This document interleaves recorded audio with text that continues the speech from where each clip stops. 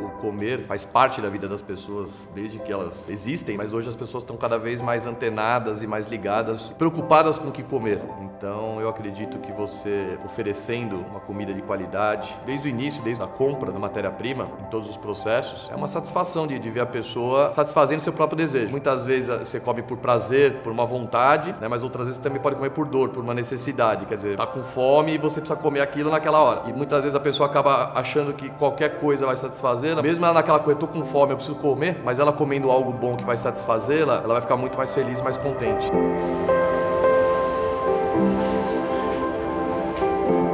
Meu pai era italiano e ele gostava muito de mexer na cozinha. Ele gostava muito de comer carne, gostava muito de fazer polenta. Minha mãe que fazia, as minhas irmãs. Me lembro da minha avó pingando um pouquinho de água na carne. Ela adorava a carne primeiro, depois ela ficava sentadinha do lado, lendo um romance e pingando uma aguinha de quando em quando. A carne era muito saborosa. E todos os que passavam ali dos meus irmãos pegavam um pedacinho de pão e molhava no molho. E ela ficava brava. Primeiro eu comecei na minha casa, na casa da minha mãe. Eu namorava com o Armando naquela época, eu fazia tortas, eu fazia bolos, eu fazia uns pães enrolados, porque nós passamos uma fase muito difícil, sem dinheiro. A minha mãe só que trabalhava na época, ela era costureira, então foi ficando difícil, aí me casei. Depois que nós nos casamos, aí ficou mais difícil ainda, porque a gente tinha que pagar aluguel, né? O meu marido trabalhava. Naquela época ele perdeu o emprego, aí um trabalhava, o outro entregava, o outro assava, o Dudu trabalhava junto comigo. Nós dois, né, começamos fazendo em casa. Nessa época eu tinha 21 anos. Eu estava jogando basquete em Limeira por um ano, tinha trancado a faculdade, eu retomei. Começamos a tirar um pequeno salário aqui nós dois, eu e minha mãe, para começar a fazer realmente virar um negócio. Apareceu uma oportunidade de vender para cafeterias e a gente começou a ter uns 10 clientes, uns 10 pontos de venda que eram basicamente cafeterias. E nisso eu vi a oportunidade e falei pra ela, mãe, agora nós vamos ter que sair de casa e montar um negócio. Foi ali que começou mesmo, né? A gente começou a luta da fábrica. Daí o Dudu, como ele já nasceu empreendedor, porque ele toda a vida foi de guardar dinheiro, desde pequeno. Então, desde então, aí a gente começou a procurar um lugarzinho pra gente montar alguma coisa que saísse da minha casa, né? Porque senão mexia muito com a família. Aí nós alugamos um lugar ali no Adalgisa, que é aqui perto. Tínhamos um espaço pequeno, mas ali já começamos a trabalhar pra valer. Então a gente já fazia as tortas, o meu marido entregava. À noite, às vezes, ele ia lá para congelar tudo, porque já tinha assado durante o dia. E à noite ele guardava tudo, congelava, para no dia seguinte a gente poder embalar e poder entregar. E o Dudu e ele eram que entregavam. Então foi ali em 1995 que realmente a Giacomo saiu de casa, vamos dizer assim, né? E começou a se tornar uma empresa.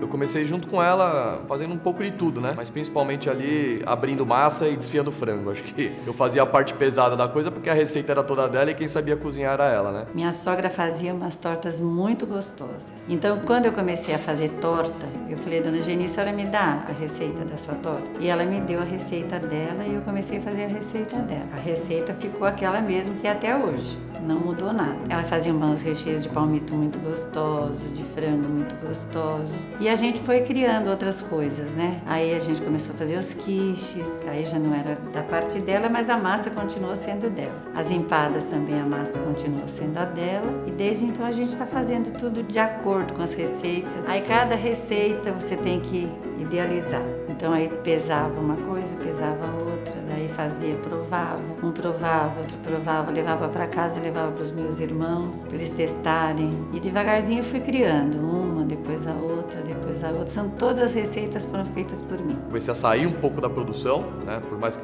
nas horas que precisava eu ajudava, mas eu deixei a produção com a minha mãe e com essas duas funcionárias e comecei a prospectar cliente na rua. Enquanto eu fazia entrega, eu já prospectava e também fazia as compras e também fazia a administração toda do negócio, né? O financeiro. E eu fui me aprimorando na gestão do negócio, para ter uma visão mais aberta e poder entender um pouco de cada área, né? Então já foi por aí que ela foi tomando um corpo, né?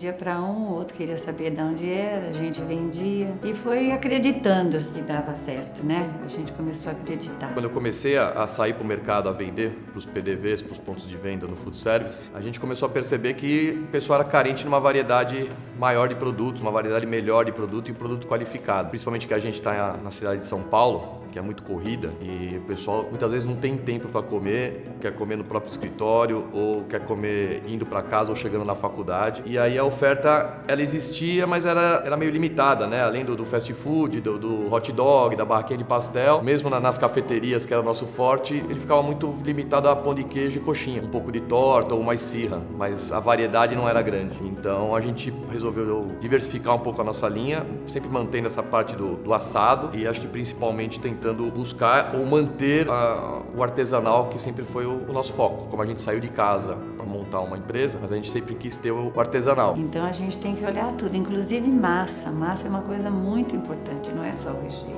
Então você tem que ficar de olho. Por exemplo, tem uma massa que a gente faz que é com fermento. Essa massa com fermento tem que estar exatamente pesada dentro do padrão, não pode fugir em nada.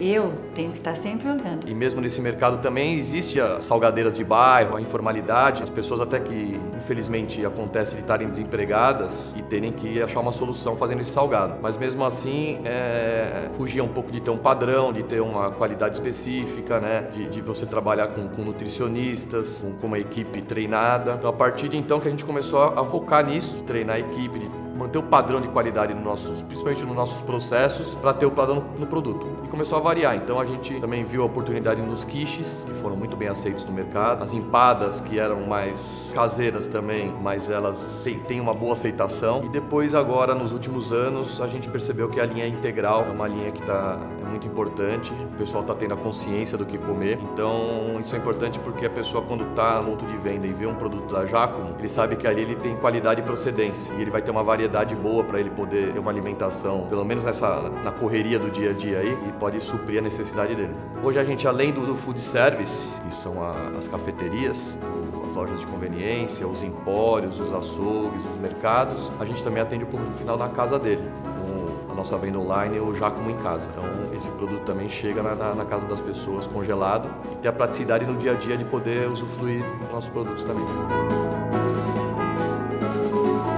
Meu pai, ele era italiano, ele nasceu em Argenta e ele veio de lá, novo, foi trabalhar numa fábrica de macarrão. Meu pai era bondoso, carinhoso, amigo e muito bravo, como todo bom italiano, né? Eu amava meu pai, muito, Maria, muito. E como eu tive a oportunidade, né, de colocar o nome dele e ficou Giacomo Alimentos. Eu me orgulho de ela ter esse nome, pelo fato de ser o nome dele e pelo fato dela ter crescido, né? Porque se tivesse parado ia ficar muito triste, mas na graça de Deus, a Giacomo cresceu. Então eu fico orgulhosa quando eu falo, você é dona da Giacomo? Eu falo, não, eu faço parte da Giacomo, não sou dona.